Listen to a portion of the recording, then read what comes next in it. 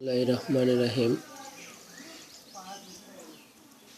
2020-21 সালের নতুন ছাত্রছাত্রীকে জানাই আন্তরিক শুভেচ্ছা। তো তোমরা কেমন আছো? ভালো আছো তাই না? তোমাদের আজকে প্রথম ক্লাস।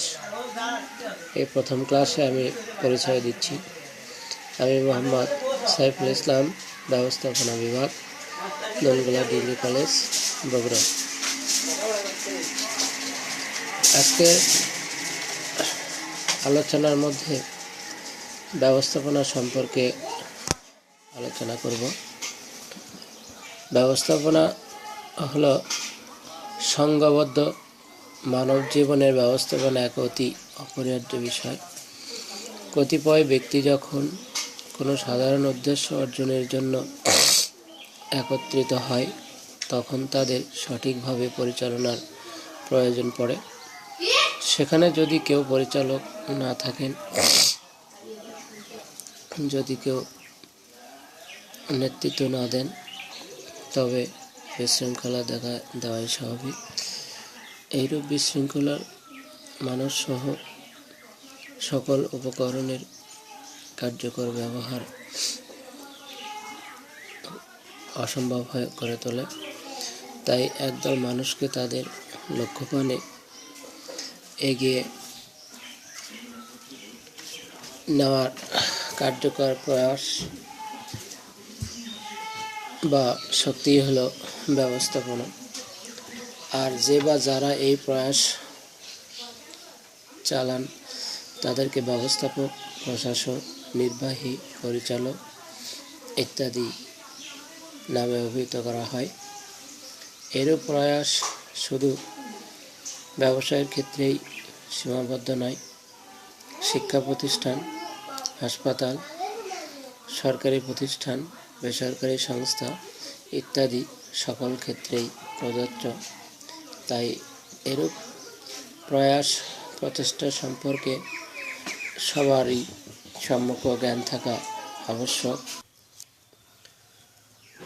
ব্যবস্থাপনার ধারণা জনাব হক ছোট ব্যবসায় দিয়ে শুরু করেন, এখন অনেক বড় ব্যবসায় গড়ে তুলেছেন।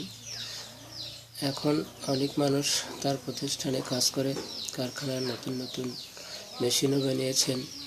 প্রতিষ্ঠানে কর্মরত প্রতিটা মানুষ যাতে সর্বসময় দক্ষতার সাথে কাজ করতে পারে, সেজন্য তিনি সর্বদা সচেষ্ট থাকেন। তিনি কর্মীদের প্রশিক্ষণের ব্যবস্থাও নানান সুযোগ সুবিধা দিয়েও তাদের উৎসাহ ধরে রাখতে চেষ্টা করেন। তাদের খোঁজ খবর রাখেন, ভুল হলে তা শুধরে দেন। এরপরও কাজে সমস্যা হলে তা সংশ্লিষ্টদের আলোচনা করে পরবর্তী করণীয় নির্ধারণ করেন। ব্যবস্থাপনা শব্দটি ইংরেজি ম্যানেজমেন্ট শব্দের প্রতিশব্দ। ইংরেজি ম্যানেজমেন্ট শব্দটির সমর্থক শব্দ গণ্য করা হয় টু হ্যান্ডেল, অর্থাৎ চালনা করা বা পরিচালনা করা। ইংরেজি এই শব্দটি অধিকাংশের মতে ল্যাটিন বা ইতালীয় ম্যানেজিওর শব্দ থেকে এসেছে, যার অর্থ হলো to turn up the handle, to turn up the horse, অর্থাৎ অশ্বকে প্রশিক্ষিত করে তোলা বা পরিচালনা উপযোগী করে তোলা, যা কালের বিবর্তনে মানুষকে প্রশিক্ষিত করে তার নিকট থেকে কাজ আদায়ের জন্য সম্পর্কযুক্ত হয়ে পড়েছে। সহজ অর্থে প্রাতিষ্ঠানিক লক্ষ্য অর্জনের জন্য এতে নিয়োজিত উপকরণ আদির কার্যকর ব্যবহারের সকল প্রয়াস বা প্রচেষ্টাকে ব্যবস্থাপনা বলে।